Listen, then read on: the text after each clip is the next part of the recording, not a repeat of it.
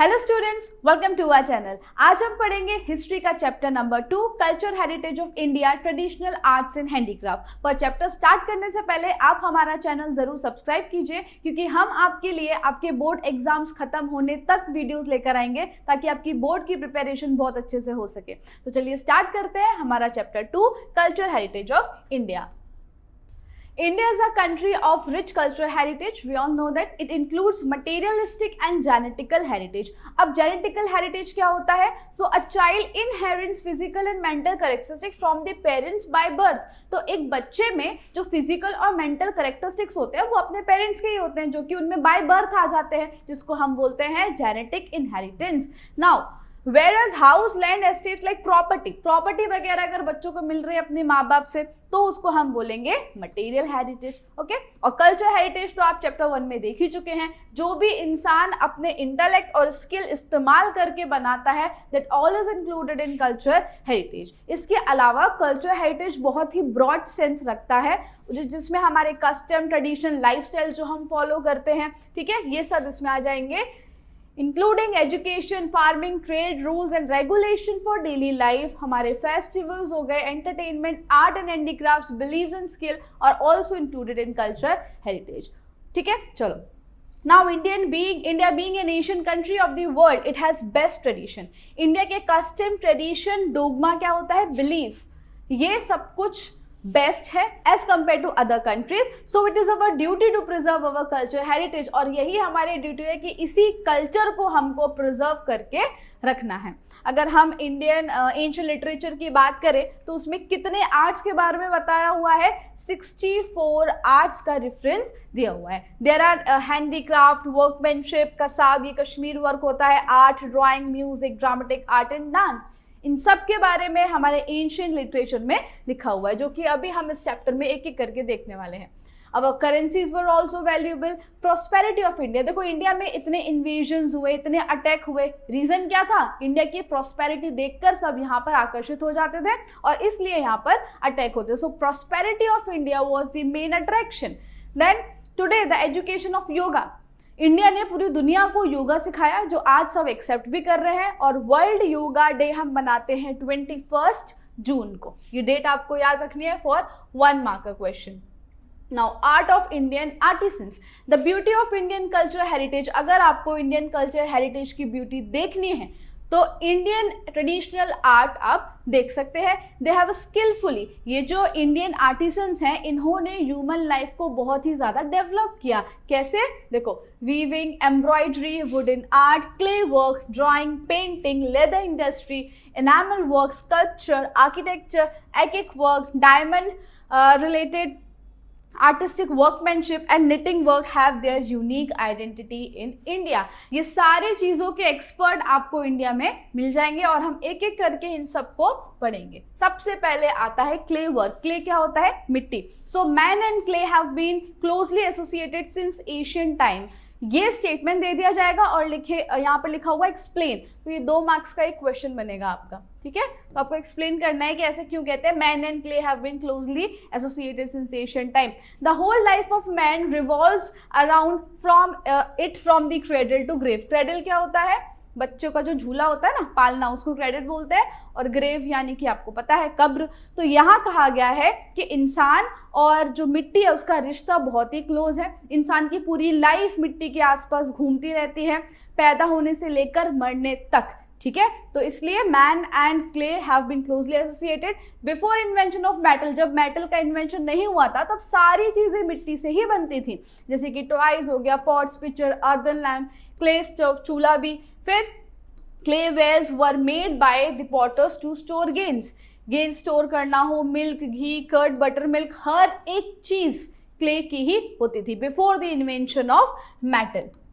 उसके बाद maximum kitchen wears, जितने भी आप किचन वेयर्स देखोगे, यानी कि हड़प्पा और लोथल सिविलाइजेशन से जो हमको मिले हैं एक्सकेवेशन के बाद, तो वो सारे के सारे किसके थे, मिट्टी के थे। The walls of house, huts, कूबास यानी क्या होता है, हट, तो उस टाइम पे जो घर हुआ करते थे उनकी दीवारों पर काउडंग और क्ले का पेस्ट बनाकर पूरी दीवार पर लगाया जाता था, जिससे जो हर्ट है वो एकदम ठंडा रहता था। We have got many clay utensils of red colour that belong to Lothal और मोहनजोदारो। हड़प्पा सिविलाइजेशन के एक्सकवेशन जब हमने किया तो हमको बहुत सारे मिट्टी के बर्तन मिले, ठीक है। किचन वेयर्स सारे के सारे किसके, क्ले के।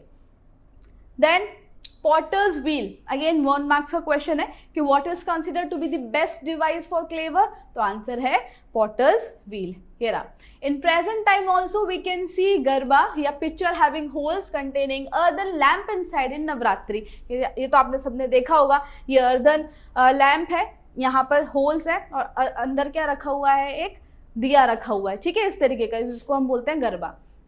India was famous for producing the baked utensils of baked clay as well as unbaked clay terracotta since ancient time. तो बेक्ड और अनबेक्ड क्ले दोनों ही तरह के यहाँ पर यूटेंसिल्स हमको देखने को मिलते हैं। This is known by seeing remains of old and handmade clay utensils from the Nagarjunakonda in South India.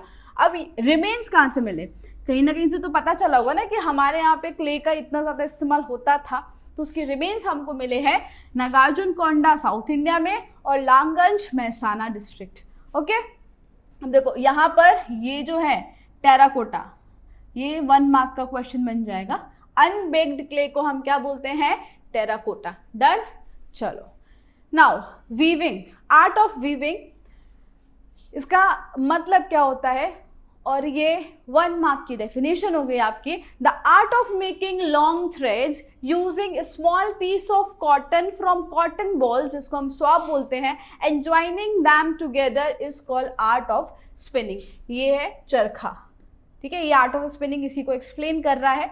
Long threads बनाना, इस हाथ में अगर आपने ये कभी चलाया हो तो साबरमती आश्रम में जाके, यहाँ एक हाथ में आपको ये दे दिया जाता है कॉटन बॉल, ठीक है, जो कि कनेक्टेड रहती है, फिर आप इसको चलाते हैं तो लंबे लंबे धागे बनते जाते हैं, which is known as spinning. Okay, so we all know that Gandhi ji has given it is a special importance as a cottage industry and join it with Swadeshi movement को इसके साथ जोड़ दिया गया था। Self run under the banner of freedom movement, यानी कि हमको जो विदेशी प्रोडक्ट हैं वो यूज़ नहीं करने हैं, स्वदेशी ही यूज़ करना है, इसलिए स्वदेशी मूवमेंट के टाइम पर इसका बहुत ज़्यादा प्रचार किया था गांधी जी ने। ठीक है, चलो now hand weaving, India is known for its textile know how. हम पहले से ही इस चीज़ में आगे थे, उस टाइम पे भी हम मसलिन, सिल्क, ये सारी चीज़ें यूरोप को एक्सपोर्ट करते थे। So it is well known that the whole piece of cloth of a particular size, अब आपको यहाँ याद रखना है मसलिन ऑफ ढाका, ढाका जो कि बांग्लादेश में है, पहले तो सब एक ही था ना, तो इंडिया का ही माना जाएगा। सो मसलिन ऑफ ढाका ये एक ऐसा कपड़ा है, could easily pass through a ring and could be adjusted in a match box। इतना स्मूथ, इतना पतला होता है कि ये रिंग टेस्ट पास कर लेता है, पूरी एक साड़ी रिंग से पास हो जाएगी, और दूसरा वो साड़ी को फोल्ड करके आप एक ये मैच बॉक्स में भी रख सकते हैं। ठीक है, तो ये इसकी खासियत है मसलिन ऑफ ढाका। फिर Moreover, carpet, galicha of several regions, knitting work on attires and artistry etc. occupied a prominent place। ये है गलीचा यानी कि कारपेट, इसमें भी अलग अलग डिज़ाइन और निटिंग वर्क होते थे। Amongst them patola of Patan, फिर ये कांजीवरम हो गया, बनारसी साड़ी, ये bandhani of Rajasthan are unique identity of India. हर एक स्टेट का अपना अपना कुछ फेमस आर्ट होता है। ठीक है, चलो फिर during the golden period of Solanki era, अब गुजरात में ये हैंड वीविंग का गोल्डन पीरियड किस टाइम शुरू हुआ, तो सोलंकी इरा में, जिस टाइम पे राजा या किंग कौन था, Siddhraj Jaisingh. The patola of Patan became world famous due to their skills, और ये जो आर्ट है पटोला ऑफ पाटन की, ये कितनी पुरानी है, 850 ईयर्स ओल्ड। और आज ऐसे बहुत ही कम आर्टिसंस हैं जिनको ये आर्ट आती हो, जो कि बहुत ही ज़्यादा कॉम्प्लिकेटेड और टाइम कंज्यूमिंग है। ठीक है, चलो द सिल्क वेयर या बेवाद एक produce in Patan is called Patola of Patan. Again important for 1 marker, what is Patola of Patan, तो द सिल्क वेयर यानी कि सिल्क से बने हुए कपड़े, जो कि पाटन में बहुत फेमस है। यहाँ पर खासकर हम साड़ी की बात कर रहे हैं, जिसको हम बोलते हैं पटोला ऑफ पाटन। और इक्थ मीन्स वीविंग, ये फिर से 1 मार्क्स का क्वेश्चन आ गया। IKT, इक्थ मीन्स क्या होता है? वीविंग। और ये जो पटोला ऑफ पाटन है ये सारी इस तरीके से डिजाइन की जाती है कि आप दोनों साइड पहन सकते हो, उल्टा सीधा इसमें नहीं होता। This type of Patola variety has a good durability and its original colours remain intact.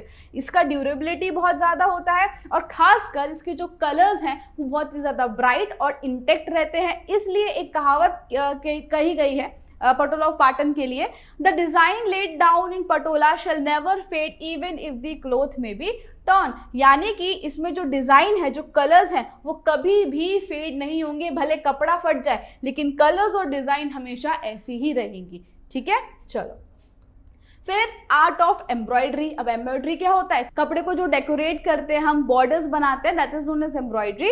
The work of embroidery can be seen on the clothes of the idols and statue which were found. यानी कि देखो, हड़प्पा और मोहनजोदारो से जब excavation हुआ था तो उस टाइम पर हमको जो आइडल्स मिले, उन्होंने जो कपड़े पहने थे उसमें भी हमको एम्ब्रॉयडरी देखने को मिली। तो यहाँ से हमको प्रूफ मिल जाता है कि उस टाइम पे भी हम ये एम्ब्रॉयडरी करते थे। दिस आर्ट ऑफ एम्ब्रॉयडरी कहाँ देखने को मिलती है? सो मैन, वुमेन और चिल्ड्रन, इन सबके कपड़ों पे। उसके बाद in Sindh, Saurashtra and Kutch region at the time of Indus valley civilisation. तो ये एरिया पे जब एक्सकेवेशन हुआ, यहाँ से जो आइडल्स निकले उनके कपड़ों में भी एम्ब्रॉयडरी थी, किसके? मैन, वुमेन और children. Kashmiri Kasab work of Kashmir is also well known. अब ये कसाब क्या है? कश्मीरी वर्क है, ये होता है इस तरीके की जो डिजाइन है, this is known as Kashmiri work और कसाब। Apart from embroidery, अब बांधनी of Jamnagar, Jodhpur, Bhuj and Mandvi of Gujarat are very popular. The traditional style of बांधनी कैसा होता है? All lustre and due to beautiful designs of, क्या क्या होता है इसकी डिजाइन में? Elephant, puppet, dice, picture is very popular today.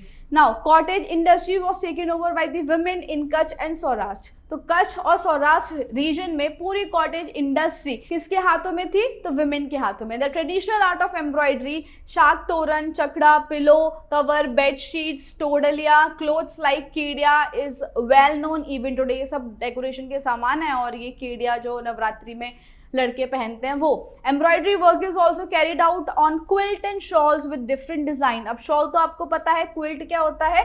एक ब्लैंकेट जैसा होता है, पर उसका साइज इतना बड़ा नहीं होता, ब्लैंकेट जैसा ही होता है, तो उस पर भी एम्ब्रॉयडरी देखने को मिलती है। Embroidery work of Jat community of Banni area of Kutch district is unique in itself. Again 1 mark का क्वेश्चन कि एम्ब्रॉयडरी वर्क किस कम्युनिटी का बहुत फेमस है? तो जट कम्युनिटी, जो कि कहाँ की है? Banni area of Kutch district. Got it? अब आता है हमारा leather industry. So skin of dead animals was used for various purposes in ancient India.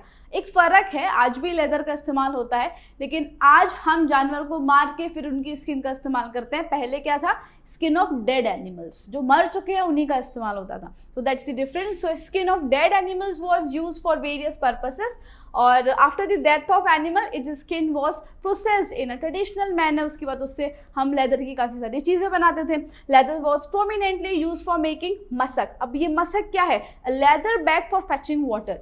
ये रहा, इस तरीके का बैग है जिससे पानी निकाला जाता था। ठीक है, leather bag use for fetching water, जिसको हम मसक बोलते हैं। इसके अलावा कोस, drum, dholak, tabla, musical instrument and the bellows used by the blacksmith and various types of footwear, leather belts to tie animal. तो जानवरों को बांधने के लिए बेल्ट वगैरह जितनी भी चीज़ें हैं वो सब हम लेदर से बनाते थे। चप्पल, जूते भी हो गए, ये सारी चीज़ें। फिर leather was also use to prepare shield which was use during wars. ये जो बेलोज है ना, ये रहा, देखा होगा, ब्लैक स्मिथ इसका इस्तेमाल करता है, इसको हम बोलते हैं बेलोज। ये भी लेदर से बना हुआ होता है। और शील्ड वॉर के टाइम इस्तेमाल होती थी, ये रहा। ठीक है, leather shield. Leather industry has a prominent place in ancient India. Well knitted mojari of Rajasthan. ठीक है, मोजड़ी ऑफ राजस्थान। फिर leather knitted purse, belt and other things made out of leather for horse. Horse और एनिमल्स के लिए भी अलग अलग चीजें किससे बनाई जाती थी? लेदर के लिए। जो उनकी विप, लगाम जो होती थी वो भी लेदर की होती थी। ठीक है, फिर साज, पलान, लगाम and whip were very much in use. So these are some items which were made out of leather since ancient time. Now diamond, bead work and enamel work. अब ये जो डायमंड है, जो प्रेशियस स्टोन्स है, वो नदी किनारे हमको बहुत ज़्यादा मिल जाते हैं। अब हमको पता है कि इंडिया की कोस्ट लाइन बहुत लंबी है। कितनी है? 7,517 किलोमीटर्स। ईस्ट, वेस्ट और साउथ, ये जो हमारा नीचे का हिस्सा है इंडिया का पेनिनसुलर, यहाँ पे अरेबियन सी है, यहाँ पे बे ऑफ बंगाल है और यहाँ इंडियन ओशन है। तो 3 साइड से तो इंडिया पानी से घिरा हुआ है। इस वजह से डायमंड्स और बीड्स काफ़ी अच्छी क्वांटिटी में यहाँ पर हमको मिल जाते हैं। और एशियन टाइम से ही जो रॉयल फैमिलीज हैं वो सोने चांदी के अलावा डायमंड्स का भी इस्तेमाल करती थी, ठीक है। Then diamond stud ornaments have been in great demand in foreign countries since long. Foreigners भी डायमंड वगैरह को डिमांड करते थे, तो हम वहाँ पर एक्सपोर्ट भी करते थे। वर्ल्ड फेमस हमको पता है कोहिनूर किसका है, इंडिया का है। ग्रेट मुगल, अच्छा आपकी टेक्स्ट बुक में मुगल लिखा है जो कि गलत है, आप गूगल कर लेना। जो डायमंड का नाम है वो है ग्रेट मुगल। ये सब इंडिया के फेमस डायमंड थे जो कि आज आपको कहाँ मिलेगा, क्वीन के क्राउन में, ठीक है, Kohinoor. As Indians are fond of diamonds and beads ornaments, variety is found in great deal। देखो इंडिया के जो लोग हैं उनको ज्वेलरी का बहुत ज़्यादा शौक है ना, सोना चांदी, फिर ये डायमंड्स, इसलिए यहाँ पे हमको वेराइटीज भी बहुत मिलती है ऑर्नामेंट्स की। Earlier rich and royal families अपनी ज्वेलरी में गोल्ड सिल्वर के अलावा डायमंड भी इस्तेमाल करते थे। डायमंड्स हो गया, रूबीज, रूबी क्या है, प्रेशियस स्टोन है, ये रेड कलर का होता है। फिर बीड्स, एमरल्ड, ये भी प्रेशियस स्टोन है, ग्रीन कलर का होता है। टोपाज येलो कलर का होता है। ये सब यूज होते थे किसके लिए, राजा महाराजाओं के पहले ताज को सजाने के लिए, उसके बाद थ्रोन्स यानी उनके सिंहासन को सजाने के लिए। इसके अलावा ज्वेलरी में तो यूज होते ही थे, ब्रेसलेट हो गया, गार्लैंड, इन सब में, ओके। फिर bead work is also found prominent in Gujarat. The beautiful bead in torans पचित। अब बीड वर्क ये रहा, एक कपड़े में इस तरीके से बीड्स को लगाना और इससे कुछ सजाने के लिए बहुत सुंदर रेडी करना, जैसे तोरण, पॉट्स, बारी, डोर ग्रिल्स जो एंट्रेंस में हम सजाते हैं वो। फिर चकड़ा, ये भी एक ट्रेडिशनल वॉल पीस है। Decorative coconut use eight the time of ceremony, यानी कि लग्न, नारियल जिसको बोलते हैं। फिर इंधोनी, मोडिया, ये क्या है, a net which covers the mouth of a bullock या हॉर्न्स। तो जो बुलक होते हैं उनके मुंह को ढकने के लिए ये नेट का बनाया जाता है इस तरीके से, या फिर उनके सींग ढकने के लिए। Hand fence, animal back cover etcetera are knitted in a unique artistic way। ये जो कर रहे हैं ना, बीड को एक कपड़े में लगा रहे हैं, इसी को हम क्या बोलते हैं, knitting, ठीक है। And this is bead work. Now jewellery में तो इंडिया लीड करते ही है एशियन टाइम से। India is only country in the world where expertise can be seen in enamel work, यानी कि पूरी दुनिया में इंडिया ही एक ऐसी कंट्री है जहां आपको इनामल वर्क देखने को मिलेगा गोल्ड और सिल्वर के अलावा।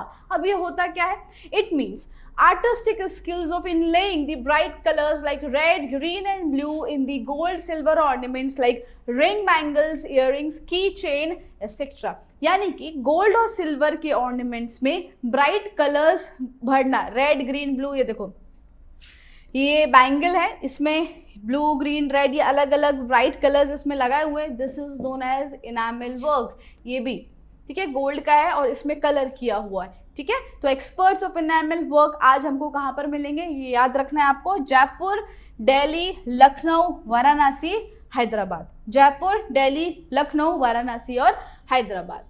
चलो फिर आता है zari work. Zari work is seen in India since Asian time. अब ये होता क्या है, gold and silver threads, gold और सिल्वर के थ्रेड्स, आपको पता है गोल्ड और सिल्वर दोनों ही मैलिएबल हैं, ठीक है, मेटल होते हैं। आप इनको एकदम थिन शीट्स में कन्वर्ट कर सकते हैं, जितना पतला चाहो वो उसमें कन्वर्ट हो जाते हैं। तो गोल्ड और सिल्वर थ्रेड्स में भी कन्वर्ट हो सकते हैं। तो गोल्ड और सिल्वर के थ्रेड से कपड़ा बनाना, फिर उसमें एम्ब्रॉयडरी करना जो कि गोल्ड और सिल्वर के थ्रेड से ही होगी। पूरी जैसे एक साड़ी है, उस साड़ी को पूरा गोल्ड और सिल्वर थ्रेड से डेकोरेट कर दिया, जिसको हम बोलते हैं जरी वर्क। ये सबसे ज्यादा कहाँ फेमस है, सूरत में फेमस है, जिसको हम क्या बोलते हैं, जरदोशी वर्क, ठीक है। क्या बोलते हैं, जरदोशी वर्क। जो सूरत के आर्टिसंस हैं वो सारी, ये सब साड़ी के नाम हैं, पानेतर हो गया, घरचोड़ा हो गया। इसको अगर ज़रूरत पड़े तो कस्टमर के हिसाब से इसमें जरी का इस्तेमाल भी किया जा सकता है, यानी कि ये पानेतर या घरचोड़ा को पूरी तरीके से गोल्ड और सिल्वर के थ्रेड से डेकोरेट करके भी बनाते हैं। देन मेटल वर्क या एंग्रेविंग। अब मेटल में एंग्रेविंग यानी कि इस तरह की जो डिजाइन बनाते हैं ना कोई भी, that is engraving. So metal work is also very old form in art, ठीक है। Metal age began and developed after stone age. जब मेटल डिस्कवर हुआ उसके बाद तो यूज चालू हुआ होगा, तो स्टोन एज के बाद आता है मेटल एज। और लोथल यानी कि हमारा जो इंडस वैली सिविलाइजेशन था वहां पर भी मेटल यूज करने के आर्टिसंस थे, वो लोग इस्तेमाल करना जानते थे मेटल को। ये हमको पता चलता है। लोथल में डिफरेंट वेपन्स, क्योंकि हमको लोथल से वेपन्स मिले जैसे कि सिक्कल हो गया, ड्रिल हो गया and needle etcetera with copper and bronze. कौन से मेटल का इस्तेमाल करते थे? कॉपर और ब्रोंज। इसके अलावा दे प्रिपेयर्ड यूटेंसिल्स, आइडल्स और पॉट भी कॉपर के धीरे धीरे फिर बनने लगे। आर्म्स एंड एम्यूनिशन हो गया, वेपन्स जो इस्तेमाल होते हैं वो सब they were made up of metal. फिर गोल्ड सिल्वर इस्तेमाल होता था ज्वेलरी के लिए, ऑर्नामेंट्स के लिए। फिर कॉपर, ब्रास, ब्रोंज इस्तेमाल होता था यूटेंसिल्स के लिए, और आयरन इस्तेमाल होता था वेपन्स और अलग अलग हेवी इंस्ट्रूमेंट्स बनाने के लिए। ओके तो यहाँ पे इतना तो क्लियर है कि एशियन इंडियंस को मेटल का इस्तेमाल भी अच्छी तरीके से करना आता था। अब मेटल के बाद आता है वुड। ठीक है, wooden man, trees and forest are closely associated with each other. Initially wood was used as a firewood. Starting में ना वुड का इस्तेमाल सिर्फ वो फ्यूल के लिए ही करते थे एज अ फायरवुड, उसके अलावा कुछ वो इतना इस्तेमाल नहीं करते थे। लेकिन फिर धीरे धीरे वुड के वेपन्स बनने लगे, बिल्डिंग बनने लगी। इसके अलावा भी काफ़ी अलग कंस्ट्रक्शन के कामों में भी वुड का इस्तेमाल होने लगा। Gradually would was use for different purposes like idols यानी कि स्कल्पचर हो गया, ये सब बनाने के लिए भी वुड का इस्तेमाल होने लगा। Toys for children, wooden pillars, windows, door, small huts on the top of the terrace, फिर थ्रोन्स, चेयर्स एंड ग्रिल्स, ये सारी चीजें फिर लकड़ी से बनना चालू हुई। In this way wood carving was developed. अब वुड कार्विंग यानी कि पूरे वुड का पीस होता है, उसमें कार्विंग करके उसको डेकोरेट किया जाता है, तो वुड कार्विंग भी धीरे धीरे फेमस होने लगी। आपको यहाँ पे याद क्या रखना है?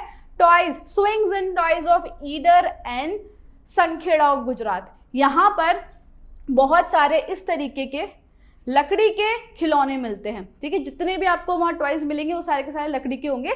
ठीक है, तो Idar and Sankheda is famous for them. Okay चलो नेक्स्ट, इनले वर्क। अब ये इनले वर्क क्या होता है? Indian kings, emperors, rulers and royal people of that time used to wear ornaments as necklace, bracelet, crown, ring, ये सारी चीजें वो पहनते थे। were stirred with precious stones and gems like diamond, pearl, rubies, etc.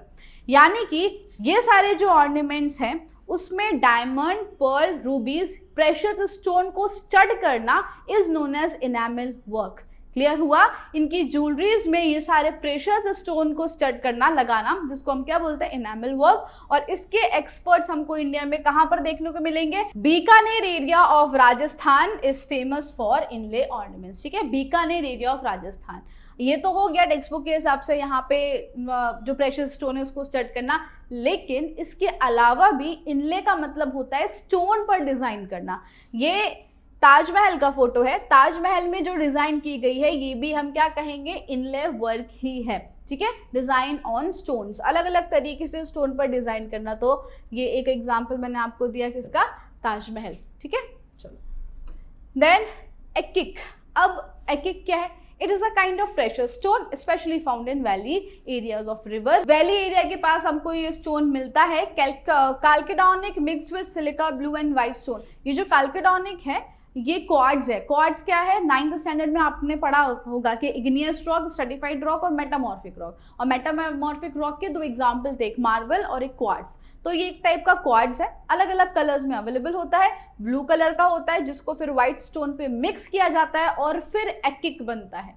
Okay, now carnelian is main stone with semi transparent quality and beautiful red in colour. ये है carnelian. कैसा होता है? सेमी ट्रांसपेरेंट और रेड कलर का होता है। अब कार्नेलियन बोलो या एकिक बोलो एक ही बात है, क्योंकि कार्नेलियन एक टाइप का एकिक ही है। सो एकिक वर्क मीन्स प्रेशियस स्टोन का इस्तेमाल करके फिर इनसे चीजें बनाना। So in Gujarat various precious stone are found in big and small size at Rangpur and Surat. Gujarat में हमको ऐसे प्रेशियस स्टोन बहुत सारे मिलते हैं। कहाँ पर? रंगपुर और सूरत में। और ये सारे स्टोन्स को खंबात भेज दिया जाता है और वहां पे फिर ये लोग इससे ब्यूटीफुल ऑर्नामेंट्स बनाते हैं। क्लियर हुआ? सो एकिक is a kind of precious stone and carnelian is a type of एकिक स्टोन। दोनों आपको याद रखने। कार्नेलियन पूछा जाएगा 1 मार्क्स में। चलो नेक्स्ट, पेंटिंग। अब पेंटिंग पर आ जाते हैं। It is the foremost one. It is an art which can be express through lines and colours. 1 marks में पूछता है dash is an art which can be express through lines and colours, तो क्या होगा? Painting. The aim of this art is to express emotions by imitating the animate and inanimate objects of nature through lines and colors. Painting का M क्या होता है? Emotion express करना। और यहाँ पर एनिमेट और इनएनिमेट यानी कि लिविंग ऑब्जेक्ट और नॉन लिविंग ऑब्जेक्ट जो है नेचर के, वो दिखाए जाते हैं through lines and colour. Living object यानी कि प्लांट्स, एनिमल, ह्यूमंस, और इनएनिमेट इनकी रिवर्स, माउंटेन, ये सब। We have evidence of Indian art of painting from the remains of 5000-year-old Harappa civilization, Harappan culture. तो इंडस वैली सिविलाइजेशन से हमको पेंटिंग्स के भी रिमेन्स मिले हैं कि उस टाइम के लोगों को इसमें भी इंटरेस्ट था, इस फील्ड में भी इंडिया आगे था। Various models of painting have been found out many times by the archaeological department through excavation work. अब सबसे पहले तो excavation work करता कौन है? तो archaeological department। इनको बहुत जगहों पर हमको remains मिले हैं किसके? पेंटिंग्स के। और ये एक एग्जाम्पल है एशियन पेंटिंग का। ये कौन है? पद्म पानी। पद्म मतलब क्या होता है? कमल, लोटस। ये हाथ में लोटस पकड़े हुए हैं, तो ये पेंटिंग का नाम क्या है? पद्म पानी। चलो, we have traces of the pictures of animals and birds in the cave painting in primitive man of stone age at Bhimbetka MP। तो स्टोन एज के टाइम का एक केव है जिसका नाम है भीमबेटका। कहाँ पर है? MP में। उधर पर भी हमको पेंटिंग्स मिले हैं एनिमल और बर्ड्स के। People use to draw geometrical design and sketches, elephant, rhino, deers, ये सारी चीजें हमको पेंटिंग में देखने को मिली है। अजंता एलोरा इसका बेस्ट एग्जाम्पल है अगर हमको एशियन पेंटिंग के बारे में जानना है या देखना है तो। ड्राइंग द स्केचेस ऑफ, फिर स्वस्तिक हो गया, पिक्चर, गणेश, इन सब का painting eight the time of festival और सेलिब्रेशन है तो हम बनाते हैं स्वस्तिक, हर अच्छे काम के लिए हम बनाते हैं। फिर रंगोली, हमारा कुछ फेस्टिवल्स हो तो हम रंगोली बनाते हैं। दिवाली के टाइम पे तो हर रोज रंगोली बनाई जाती है, ठीक है। So that was all about painting. अब हम आ जाते हैं फाइन आर्ट्स ऑफ इंडिया, जिसमें हम देखेंगे सिंगिंग, प्लेइंग, डांसिंग, इन सब के बारे में, म्यूजिक वगैरह। Entertainment with moral education. पहले एंटरटेनमेंट कैसा था कि कुछ ना कुछ मॉरल एजुकेशन तो उससे मिलता था, और मोस्ट ऑफ जो ड्रामाज होते थे वो किसके रिलेटेड होते थे? रामायण और महाभारत से रिलेटेड होते थे। ओके, अब हम देखेंगे म्यूजिक के बारे में। So Indian music is unique in the world and it is definitely different from the other music, from the music of other countries. अगर देखो हम मन की शांति की बात करें तो वो तो इंडियन म्यूजिक से ही मिल सकती है, दूसरे कंट्री के म्यूजिक में वो बात नहीं है। और देखो हमारे 4 वेद है, उसमें से एक वेद जिसका नाम है सामवेद, ये पूरा का पूरा म्यूजिक से ही रिलेटेड है, ठीक है। तो ये क्वेश्चन बनेगा आपका 1 मार्क का। Samaveda is also known as Gangotri of music, Samaveda याद रखना। Now music involves both singing and playing. ये वॉवल्स हैं, सा, रे, गा, मा, पा, ध, नी, these are the 7 vowels of music. और इंडियन म्यूजिक को हमने 2 पार्ट्स में डिवाइड किया, एक है क्लासिकल और दूसरा है फोक म्यूजिक। ये देखो इंस्ट्रूमेंट भी कैसे होते हैं, इतनी आसानी से हम इनको यूज भी नहीं कर सकते, जो मॉडर्न इक्विपमेंट्स है वैसे नहीं होते। इसको, ये क्या है? रुद्र वीणा। ये क्या है? Rudra veena. It is believe that there are 6 ragas. कितनी राग है क्लासिकल म्यूजिक में? 6 राग। ये 6 की 6 याद रखनी है आपको। श्री, दीपक, हिंडोल, मेघ, भैरवी और मालकौंस। श्री, दीपक, हिंडोल, मेघ, भैरवी और मालकौंस। इन एशियन इंडिया बहुत सारे टेक्स्ट लिखे गए हैं किस पर? इंडियन म्यूजिक पर। ये 3 टेक्स्ट और इन तीनों टेक्स्ट के जो ऑथर हैं वो, most important question, most important, ठीक है, याद रखना, ये मैं भी आगे बताने वाली हूँ। ये रहा, सबसे पहले है संगीत मकरंद। क्या नाम है? संगीत मकरंद। किसने लिखा है? स्कॉलर नारद। नाम क्या है ऑथर का? Scholar Narad, who had written Sangeet Makarand in about 900 BC। कितने वीनास के बारे में बताया गया है? 19 veenas, 101 rhythm which are useful even today, और आज भी इनका इस्तेमाल होता है। So Sangeet Makarand by scholar Narad. Okay, these are the musical instruments, classical music instruments. दूसरा है संगीत रत्नाकर। किसने लिखी है? पंडित सारंगदेव। याद रहेगा, Sangeet Ratnakar written by Pandit Sarangdev. He lived in Daulatabad, Devgiri, so he was familiar with south and north Indian music. दोनों ही म्यूजिक इनको आते थे, साउथ इंडियन हो या नॉर्थ इंडियन हो। फिर पंडित विष्णु नारायण भट्टखंडे, क्या नाम है, पंडित विष्णु नारायण भट्टखंडे, वो ऐसा मानते थे कि संगीत रत्नाकर इज द बेस्ट या most authentic book on music, कि अगर म्यूजिक पर मोस्ट ऑथेंटिक बुक की बात करें तो वो कौन सी है, संगीत रत्नाकर ही है, ठीक है। और ये किसका मानना था, पंडित विष्णु नारायण भट्टखंडे। और संगीत रत्नाकर लिखी किसने है, पंडित सारंगदेव ने लिखी है। Is believe to be unique in understanding all aspects of music, music के हर पहलू को अच्छे से ये समझाती है। और तीसरी बुक है Sangeet Parijat. Sangeet Parijat is very important book on music. किसने लिखी है, पंडित अहोबले, क्या नाम है, पंडित अहोबले। In 1665 or Northern Hindustani music. Basically, it is based on North music.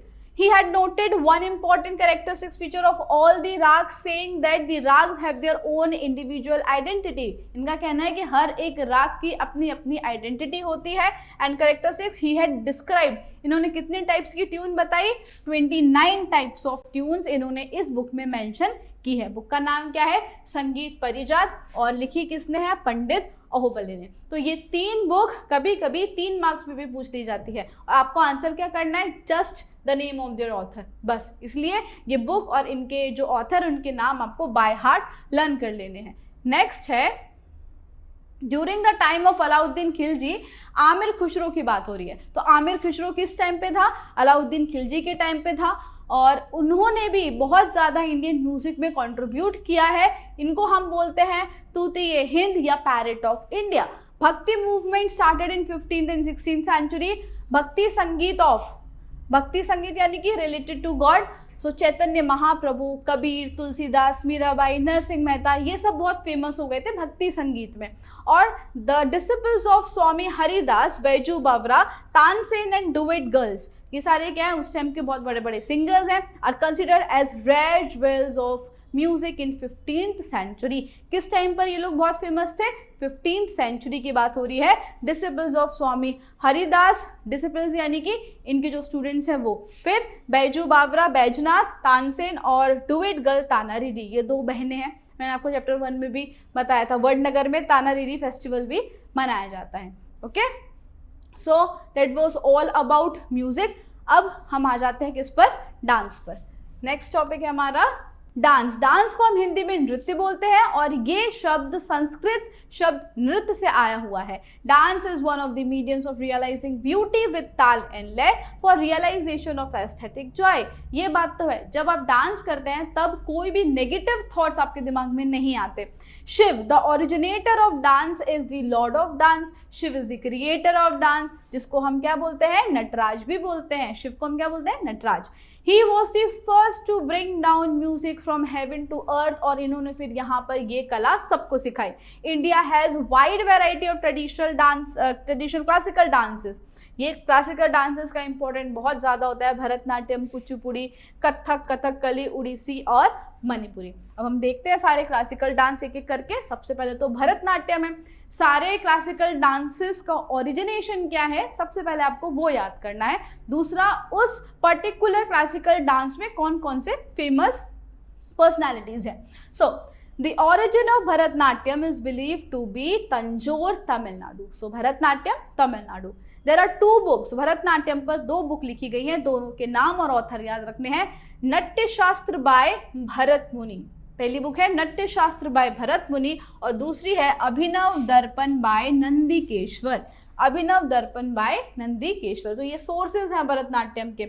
इसके अलावा गोपी कृष्णा एंड मृणाली साराभाई, ये फेमस है। और ये मैंने जो हाईलाइट किया है, वैजंती माला और हेमा मालिनी, ये वो फेमस पर्सनालिटीज हैं जिन्होंने इस डांस को आज भी प्रिजर्व करके रखा है। दूसरा आता है हमारा Kuchipudi. This style of dance was created in 15th century. It is mostly based on description of women's beauty. तो विमेन्स ब्यूटी के ऊपर ये डांस होता है ज्यादातर। Different poses and gesture perform by male and female dancer are woven in the foundation of this dance. Kuchipudi कहाँ का है, आंध्र प्रदेश। ओके, कुचिपुड़ी आंध्र प्रदेश। अब कौन कौन फेमस पर्सनालिटीज हैं यहाँ पर, सो गुरु प्रहलाद शर्मा, राजा रेड्डी, शोभा नायडू एसेट्रा, ये सारे वो हैं जिन्होंने कुचिपुड़ी को आज भी प्रिजर्व करके रखा हुआ है।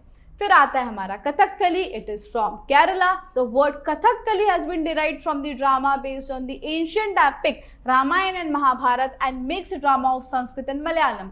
तो कथकली में जो होता है, जो डांस एक्सप्रेस करता है, वो क्या है, रामायण और महाभारत के कुछ ड्रामा होते हैं, उसके साथ साथ संस्कृत और मलयालम, इन सब के ड्रामास को एक्सप्रेस किया जाता है थ्रू डांस.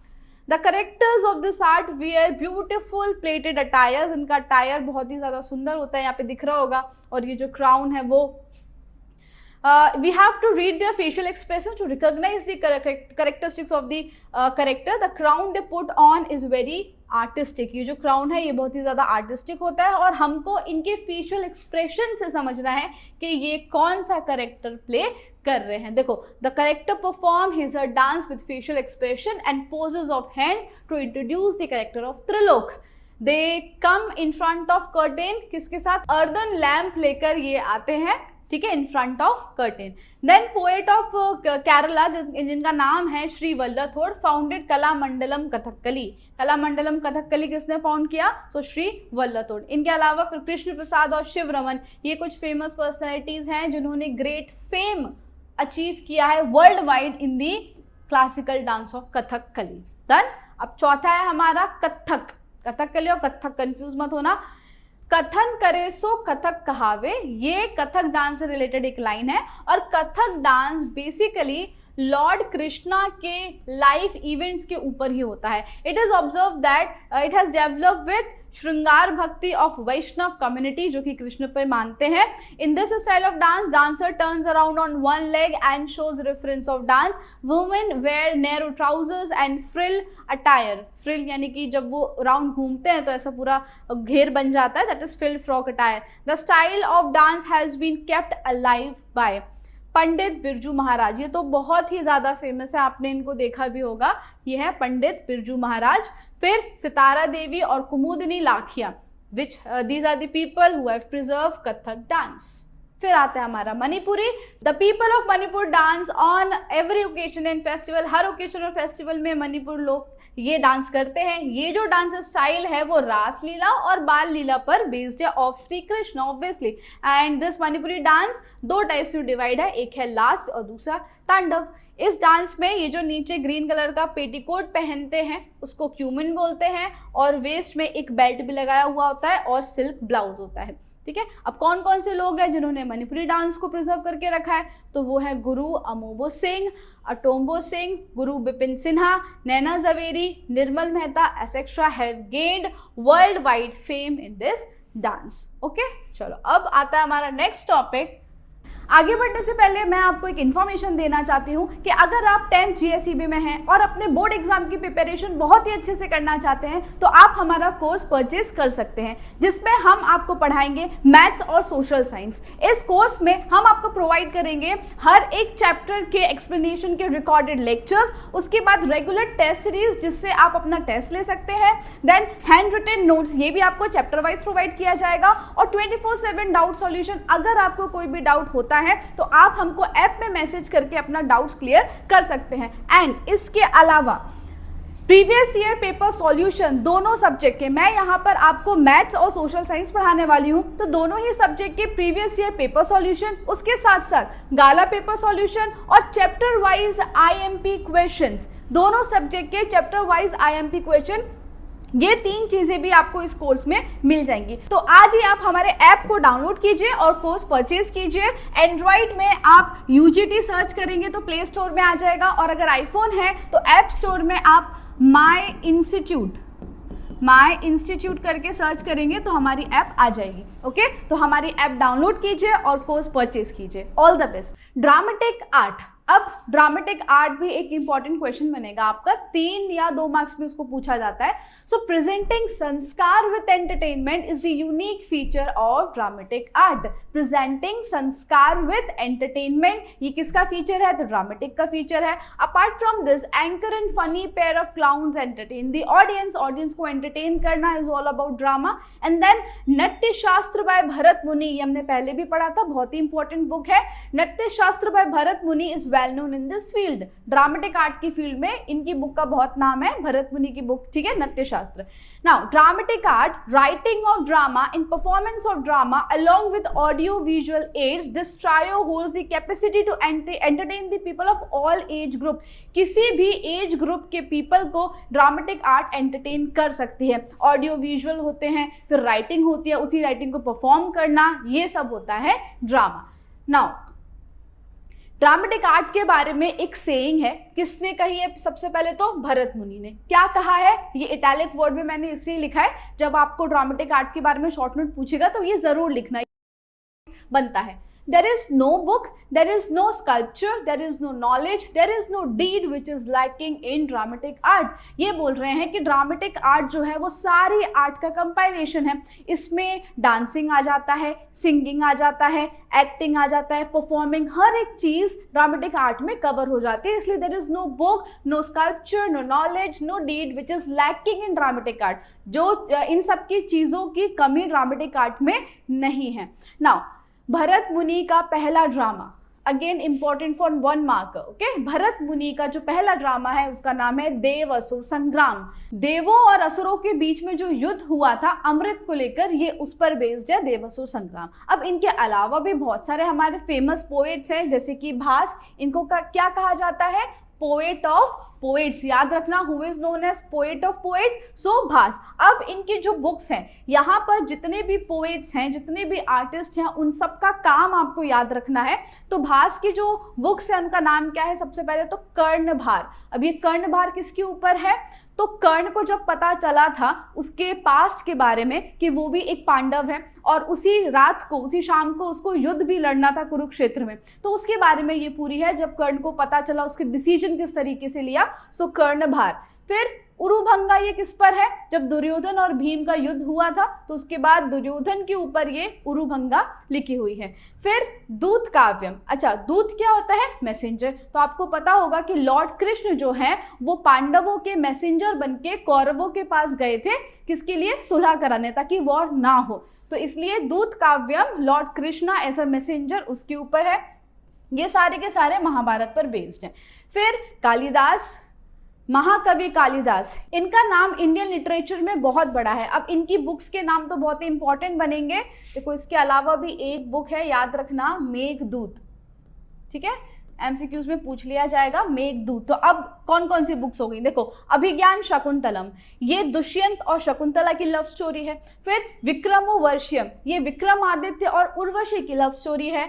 मालविकाग्निमित्रम, अग्निमित्र और मालविका की लव स्टोरी है। और ये है मेघदूत, ठीक है। ये सारी बुक्स बहुत ही इंपॉर्टेंट बनेगी, रिटन बाय कालिदास। अब आता है, apart from above dramatist came and enriched the dramatic art of Sanskrit literature. अब इनके अलावा गुजराती ड्रामा की अगर हम बात करें, गुजराती आर्ट की बात करें, तो जयशंकर सुंदरी एक बहुत ही फेमस नाम है in the field of dramatic art of Gujarat. इनके अलावा और कौन कौन से फेमस नाम हैं? Amrit Nayak, Bapulal Nayak, Dina Pathak, Jashwant Thakar, Upendra Trivedi, Pravin Joshi, Deepak Ghiwala etcetera are remarkable playwright. यानी कि ये सारे ड्रामेटिक आर्ट्स लिखते थे। There is a great contribution of regional and other drama institution in this field। अलग अलग रीजन के अलग अलग ड्रामाज हैं जिसने हमारे इंडियन ड्रामेटिक आर्ट को और भी ज्यादा एनरिच किया है, ठीक है। ये है जयशंकर सुंदरी। अब आता है भवई। भवई क्या है? So script writers have said that Bhavai is emotion oriented drama। ये 1 मार्क्स में पूछा जा सकता है कि which is emotion oriented drama, तो आंसर क्या होगा? भवई। और ये भी इंपॉर्टेंट क्वेश्चन बनेगा 3 मार्क्स के लिए। क्यों इमोशन ओरिएंटेड? क्योंकि ये आपको हंसाता भी है और रुलाता भी है। ये जो ड्रामा है ये 700 ईयर्स अगो असाइड ठाकर ने शुरू किया था। Okay, 700 years ago by Asait Thakar. This art which has been providing public education along with entertainment at the economical rate promoted during Solanki era। अब यहाँ पे public education along with entertainment, और गुजरात में जितनी भी आर्ट्स हैं वो सब सोलंकी इरा में बहुत ज्यादा आगे बढ़ी है। तो जो सिद्धराज जयसिंह का टाइम था वो गोल्डन पीरियड कहा जाता है गुजराती आर्ट के लिए। Now it was chiefly promoted without curtains, कोई पर्दा वर्दा नहीं होता है, with light humour and with the music playing on trumpet. अब यहाँ पे जो ट्रम्पेट यूज किया जाता है ना वो कुछ इस तरीके का है, देखो इतना लंबा ये भवई में यूज करने वाला एक इंस्ट्रूमेंट है जो ट्रम्पेट बोलते हैं। Now characters disguise in the form of Ramdev, Jhanda Jhulan, Kajoda etcetera are the main features of Bhavai. तो भवई जो परफॉर्म करते हैं उनके कैरेक्टर्स के नाम है ये रामदेव, झंडा झूलन और कजोड़ा। भवई की जो थीम है वो ज्यादातर सोशल इवल्स के खिलाफ होती है, जैसे कि चाइल्ड मैरिज हो गया है ना, सती प्रथा हो गया, तो सोशल इवल्स के अगेंस्ट भवई परफॉर्म किया जाता है। इनके जो कैरेक्टर्स जैसे कि Rangla Rangli are used to promote the programmes like girls education, save the girl child, तो यहाँ पे मॉरल भी है। और जैसे सर्कस में जो जोकर होता है वो हमको हंसाता है, इसी तरीके से रंगला रंगली भी भवई के कैरेक्टर्स हैं जो कि हमको एंटरटेन करते हैं, है ना। और लास्ट में कुछ ना कुछ इनका मॉरल होता है, जैसे कि गर्ल्स एजुकेशन हो गया, save the girl child. Now those who perform this Bhavai play trumpet and pray to goddess by reciting hymns. तो जो ट्रम्पेट अभी मैंने दिखाया उसको प्ले करते हैं और किसको प्रे करते हैं, गॉडेस को। ओके चलो, फिर आता है फोक डांस, जिसमें अभी हम ट्राइबल डांस देखेंगे और गरबा और रास। सबसे पहले ट्राइबल डांस देख लेते हैं। Tribal dance of Gujarat is seen at the time of festival, marriage, fair to please the god या गॉडेसेस। तो अपने देवी देवताओं को खुश करने के लिए ट्राइबल डांस परफॉर्म किया जाता है फेस्टिवल और मैरिज में। ज़्यादातर जो डांस है वो कैसे परफॉर्म किए जाते हैं, सर्कल में, along with various traditional instrument. सबके अलग अलग ट्रेडिशनल इंस्ट्रूमेंट होते हैं, जैसे कि ड्रम हो गया, मंजीरा हो गया, थाली, ढोलक, ठीक है, गाने के साथ इन देयर रीजनल लैंग्वेज। कुछ ट्राइबल डांस है जैसे कि in the dance form known as Chado, characters imitate different birds creatures जैसे कि peacock, squirrel and sparrow. Dance like Malino Chalo and ठाकरो चालो आर सीन इन डांग। ये सब कहाँ पे आपको देखने को मिलेंगे, डांग। तो इधर पे जो लोग डांस कर रहे हैं वो अपने आप को कोई ना कोई एनिमल्स की तरह प्रिटेंड करते हैं, उनकी आवाज निकालते हैं और ऐसे डांस करते हैं। वेयरएज ये टिप्पणी डांस जो है वो किसका डांस है, श्रमहरी, लेबरर्स का डांस है, परफॉर्म बाय, कहाँ पर कौन परफॉर्म करता है, भील और कोली कम्युनिटी, ठीक है। Bhil and Koli community dancers perform this dance in group on this set of thick sticks which are joined with a small stick stuck to the ground. ये देखो है ना, स्टिक्स को बांधने के साथ साथ ये डांस परफॉर्म किया जाता है। बेसिकली आपको याद रखना है टिप्पणी डांस लेबरर्स वाला, और करता कौन है, भील और कोली कम्युनिटी। ओके चलो, अब गरबा की बात करें तो आप सबको पता ही होगा, जो गरबा है डिराइव फ्रॉम गर्भ द्वीप। Earthen lamp is placed in the hold earthen pot. ये अपने आगे पड़ा था, जो मिट्टी के बर्तन होते हैं, तो ये जो पॉट है वो भी मिट्टी का होता है, इसमें होल्स होते हैं और अंदर जो है वो एक लैंप रखा जाता है, जिसको हम क्या बोलते हैं, गर्भ। Dancers kept it on their head and move around in circles. Garba are perform during Navratri में हम गरबा परफॉर्म करते हैं, और ये जो गर्भ है इसको भी सर पर रखकर गरबा किया जाता है। अब ये आता कब है, तो इन हिंदू मंथ आसो सुद एकम टू आसो सुद नौमी, और इसको दसम दशहरा या तो शरद पूर्णिमा तक गरबा किया जाता है गुजरात में। Now Gujarati people perform and sing Garba to worship and pray Adya Shakti, goddess of power, Mother Jagdamba. Okay, generally it is performed in the open ground, circling to the mandvi is kept in the center of the ground along with the strokes of hand and beats of drum. बीच में माता जी की photo होती है, उसके आसपास सब गरबा करते हैं। Okay, Gujarati poetry known as garba garbi. Gujarati की जो पोइट्री है उसको क्या बोलते हैं, गरबा और garbi. Are chiefly associated with, और सारी की सारी ज्यादातर कृष्ण भक्ति से रिलेटेड हैं। जैसे नरसिंह मेहता एक बहुत ही फेमस गुजराती राइटर हो गए। यहाँ पे देखो लिखा है, Gujarati poet Dayaram wrote poems in Gujarati which made ladies sing the colorful and emotional garbi of Lord Krishna's love। तो ये जो दयाराम है ये गुजराती पोएट थे, ये याद रखना है। अब रास यानी कि dandiya, it is a dance to be perform in circle along with singing. इधर पे रास में स्टोरी किसकी होती है, लॉर्ड कृष्णा की। Had shown Ras Leela to the devotees Narsinh Mehta. तो ऐसा माना जाता है कि नरसिंह मेहता जो कृष्णा के भक्त थे, तो लॉर्ड कृष्णा ने नरसिंह मेहता को रास लीला दिखाई थी। Raas is mostly perform in Gujarat during Navratri and Janmashtami also.